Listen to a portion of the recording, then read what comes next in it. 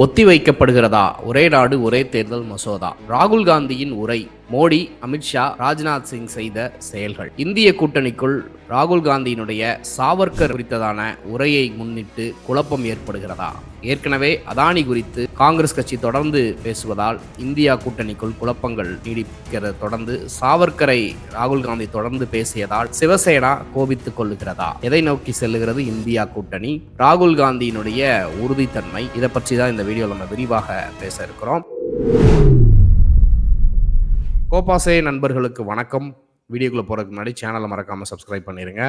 இந்த வீடியோவை லைக் பண்ணிட்டு உங்கள் கருத்துக்களை மறக்காம கமெண்ட் செக்ஷன்ல பதிவிட்டுருங்க. இந்திய அரசியலமைப்பு சட்டம் இயற்றப்பட்டு 75 ஆண்டுகள் ஆகிறது. அதை ஒட்டி நடத்தக்கூடிய சிறப்பு நாடாளுமன்ற கூட்டத்தில் பிரதமர் மோடியிலிருந்து பாஜக ஆளும் கட்சி தரப்புலையும் பல நபர்கள் பேசுகிறாங்க, எதிர்கட்சி தரப்புலையும் பல நபர்கள் பேசுகிறாங்க. சனிக்கிழமை பார்த்தீங்கன்னா ராகுல் காந்தி அவர்களும் உரையாற்றுகிறார், மோடி அவர்களும் உரையாற்றுகிறார்.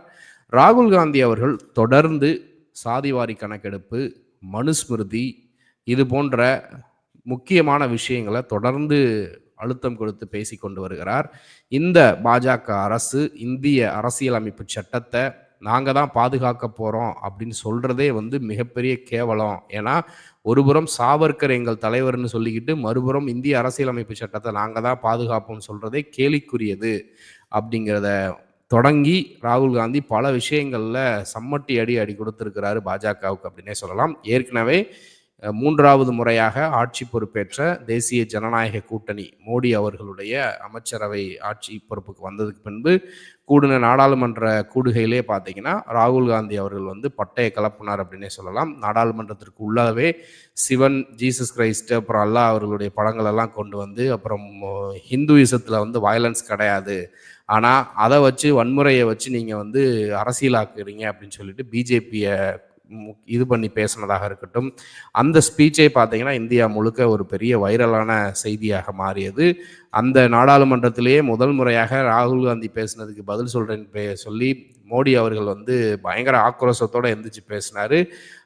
என்னென்னமோ ட்ரை பண்ணாங்க ராகுல் காந்தியினுடைய பேச்சை திரிச்சு அதை வேற மாதிரி ஹிந்துக்களுக்கு எதிராக காங்கிரஸும் ராகுல் காந்தியும் பேசுகிறாங்க அப்படின்னு சொல்லிட்டு அதை மாற்றுறதுக்கு ட்ரை பண்ணாங்க. ஆனால் எல்லாமே புஸ்வானமாக போயிடுச்சு அப்படின்னு தான் பார்க்குறோம். ஏன்னா அன்றைக்கு ராகுல் காந்தி அவர்கள் பேசின பேச்சு அப்படிங்கிறது இந்தியா முழுக்க அவர் பேசின சில நிமிடங்கள்லேயே இந்தியா முழுக்க பரவிருச்சு. மிகப்பெரிய அளவில் அதுக்கு ரெஸ்பான்ஸ் வந்துச்சு அப்படிங்கிறத பார்க்குறோம்.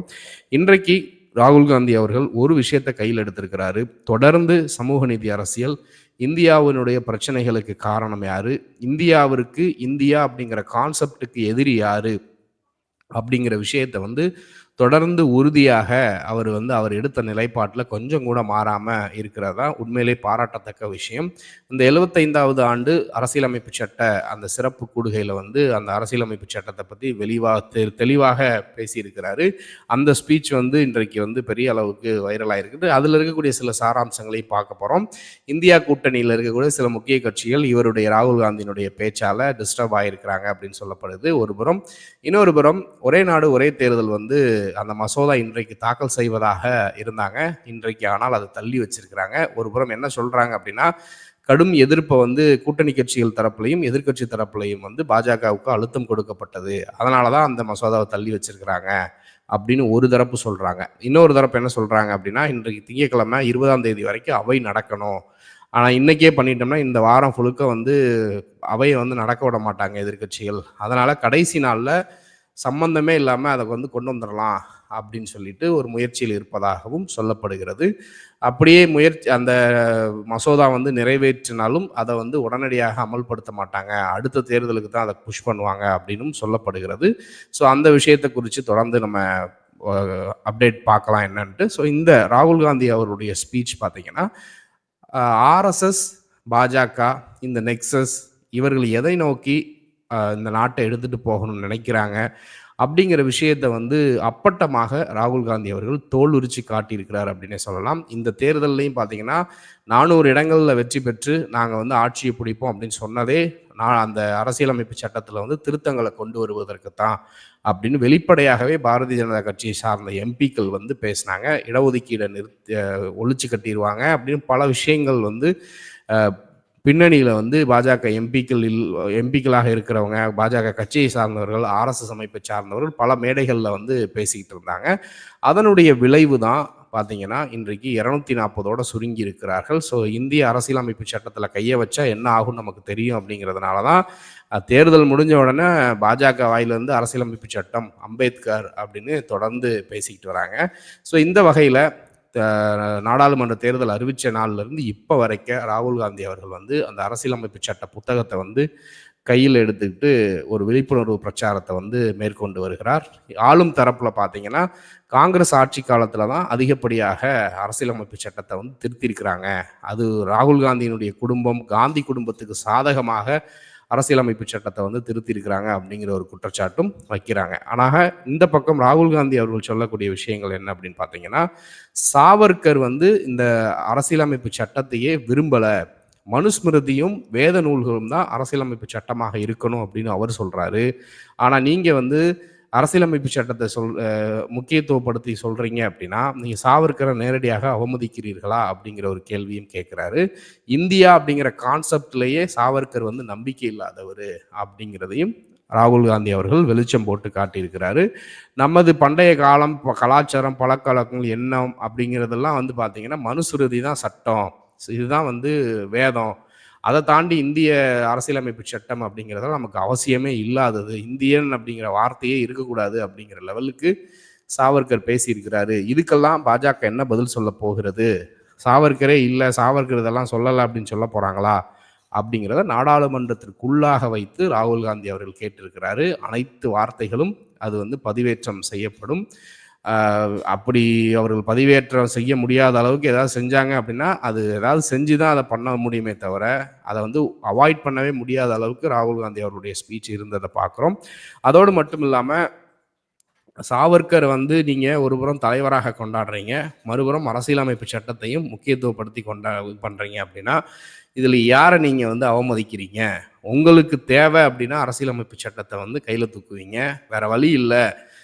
அரசியலமைப்பு சட்டத்துக்கு எதிராக பேசினா நம்ம வந்து பாதிக்கப்படுவோம் அப்படின்னு தெரிஞ்சால் உடனே அதை வந்து போற்ற ஆரம்பிச்சிருவீங்க அப்படிங்கிற ஒரு ஹிப்போக்ரட்டிக்கல் இதில் தான் வந்து பிஜேபி இருக்குது அப்படிங்கிறத சுட்டி காட்டி ராகுல் காந்தி அவர்கள் பேசியிருக்கிறாரு. அது மட்டும் இல்லாமல் அரசியல் சாசனத்தை பாதுகாக்கிறதுக்கு இந்தியா கூட்டணியால் தான் முடியும், எங்கள்கிட்ட தலைவர்கள் இருக்கிறாங்க, ஆனால் உங்ககிட்ட யார் இருக்கா? மகாத்மா காந்தியாக இருக்கட்டும், பெரியாராக இருக்கட்டும், ஜோதிபாய் பூலேவாக இருக்கட்டும், அதுக்கப்புறம் இவர்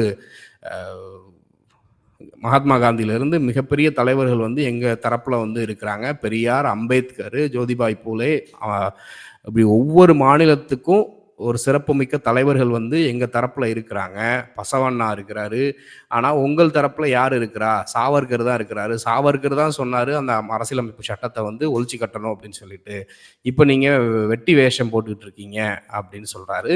ஸோ இந்த விவகாரங்கள் அனைத்தும் பேசுகிற பொழுது அந்த அவையில் வந்து மோடியோ, ராஜ்நாத் சிங்கோ, அமித்ஷாவோ யாரும் அங்கே இல்லை அப்படிங்கிறது தான் ஹைலைட்டு. இப்போ அவர்கள் எல்லாம் அங்கே இருக்காங்க அப்படின்னா ராகுல் காந்தி கேட்கக்கூடிய கேள்விக்கும் அவர் பேசின பேச்சுக்கும் வந்து பதில் சொல்ல வேண்டிய சூழ்நிலைக்கு தள்ளப்படுவாங்க. அதனால தான் ராகுல் காந்தியை பார்த்து பயந்து ஓடி இருக்கிறார்கள் அப்படின்னே சொல்கிற அளவுக்கு அவைக்கே வராமல் இருக்கிறாங்க. ராகுல் காந்தி இதோடு மட்டும் நிற்காமல் இன்னும் பல்வேறு விஷயங்களை வந்து ஹைலைட் பண்ணி பேசினார். அந்த ஏகலைவன் விவகாரத்தை எடுத்து பேசினார். எப்படி வந்து துரோணாச்சாரியா வந்து ஏகலைவனுடைய கட்ட விரலை வந்து கட் பண்ணாரோ அது மாதிரி இன்னைக்கு இந்த அரசு வந்து இளைஞர்களுடைய கனவுகளை கட் பண்ணிக்கிட்டு இருக்கிறது. அதானிக்கு பல பிஸ்னஸ்களை கொடுத்து தொழிலாளர்கள், சாதாரண பிஸ்னஸ் பீப்புளுடைய இதை வந்து கட் பண்ணிக்கிட்டு இருக்கிறாங்க.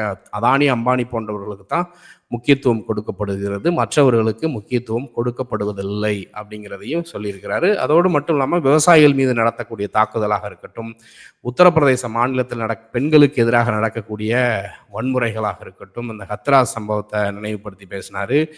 உத்தரப்பிரதேசத்தில் வந்து மனுஸ்மிருதி வச்சு தான் ஆட்சி நடத்துகிறாங்க, அரசியலமைப்பு சட்டத்தை வச்சு ஆட்சி நடத்தலை அப்படின்னு அங்கே இருக்கக்கூடிய மக்களே ஃபீல் பண்ணுற அளவுக்கு அங்கே நிலைமை வந்து மோசமாகி கிடக்கிறது அப்படிங்கிறதையும் குறிப்பிட்டு பேசியிருக்கிறாரு. இதுக்கப்புறம் பார்த்தீங்கன்னா 50% இடஒதுக்கீடை நிச்சயமாக நாங்கள் அந்த வரம்பை நீக்கிட்டு இடஒதுக்கீடை முழுசாக இது பண்ணுவோம், 50%க்கு மேலே கொண்டு வருவோம் அப்படிங்கிற ஒரு உறுதிமொழியை கொடுத்துருக்கிறாரு. அரசியல் சாசன சட்டத்தை பாதுகாக்கிறதுக்கு இந்தியா கூட்டணியால் தான் முடியும், நாங்கள் தான் அதை பாதுகாப்போம், உங்களை ஒரு நாளும் அதை கை வைக்க விட மாட்டோம் அப்படிங்கிறதையும் சொல்லியிருக்கிறாரு. சாதிவாரி கணக்கெடுப்பு எடுக்கணும், அப்புறம் அது மாதிரி பல்வேறு விஷயங்களை வந்து கொண்டு வரணும் அப்படின்னு சொல்லியிருக்கிறாரு. பொருளாதார சமூக சமத்துவம் அப்படிங்கிறதுல வந்து அம்பேத்கருடைய கருத்தை வந்து நிலைநாட்டணும் அப்படிங்கிற விஷயத்தையும் ராகுல் காந்தி அவர்கள் வந்து சொல்லியிருக்கிறாரு. ஸோ இந்த விஷயம் ஒருபுறம் பிஜேபிக்கு வந்து ஒரு பெரிய அச்சுறுத்தலையும் இதையும் கொடுத்தாலும் இந்தியா கூட்டணி தரப்புல சிவசேனா போன்ற கட்சிகளுக்கு வந்து சாவர்கரை பற்றி பேசினதுனால கொஞ்சம் அதிருப்தியில் இருக்கிறாங்க அப்படிங்கிற ஒரு செய்தியும் இருக்கிறது. இதனால் இந்தியா கூட்டணிக்குள்ளே வந்து ஒரு பிளவு ஏற்படுவதற்கு வாய்ப்பு இருக்குது அப்படின்னு சொல்கிறாங்க. ஆனால் சாவர்கரை பற்றி ராகுல் காந்தி அவர்கள் கூட்டணிக்காக அப்படின்னு பேசாமல் இருந்தார் அப்படின்னா ராகுல் காந்தி மீது இருக்கக்கூடிய அந்த நம்பிக்கை வந்து குறைய ஆரம்பிச்சிடும். ஆனால் தொடர்ந்து ராகுல் காந்தி இந்தியாவினுடைய அடிப்படை பிரச்சனை ஹிந்துத்துவா தான், அதனால தான் இந்தியா அப்படி நாசமாக போய் கிடக்குது அப்படிங்கிறதெல்லாம் தொடர்ந்து முன் வச்சு பேசிக்கிட்டு வராரு. ஸோ தொடர்ந்து இதை குறித்த காரியங்களை பேசலாம். இதை குறித்து நீங்கள் என்ன நினைக்கிறீங்கிறத மறக்காமல் கமெண்ட்டில் சொல்லுங்கள். நன்றி.